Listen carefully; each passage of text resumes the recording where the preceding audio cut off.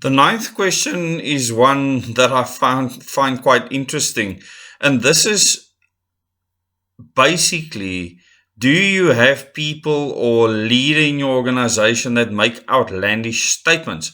And we've had examples of this throughout political history in the world, but in South Africa, particularly at this time, there are people that have made outlandish statements like, I am your next president. And there's a couple of people that have done this. And it's quite frightening when people are in the mental space where they make statements like that. And it's something that you cannot validate or prove or anything like that.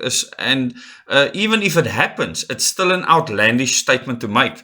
And when people make statements like that, it also ties in with the next question that we will look at, where people say things that they absolutely cannot do, and they don't actually understand what that means. And saying these outlandish things means that they are trying to convince people who they look down upon, by the way. They don't see you as someone that's making an educated decision. They are trying to use psychology on you to force you into believing a specific narrative. And this is really sad. And this is something that has definitely come up all over the political space at the moment, even in the top three parties in the country. Many individuals making completely and utterly outlandish statements, and this is something you cannot trust. So when someone does that, then they are trying to psychologically get you into a place where you will just believe something that shouldn't be believed.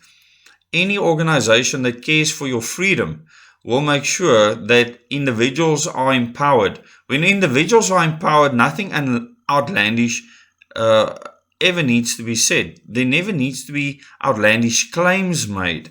There never needs to be proclamations that are outlandish. It's not necessary, because individuals will make decisions for themselves. Giving information is very different to making outlandish statements. And you should look out for that. If you see someone making outlandish statements, they don't care about your freedom. They care about themselves. Thank you very much. Moving on to question number 10, a question that ties in with this one very nicely.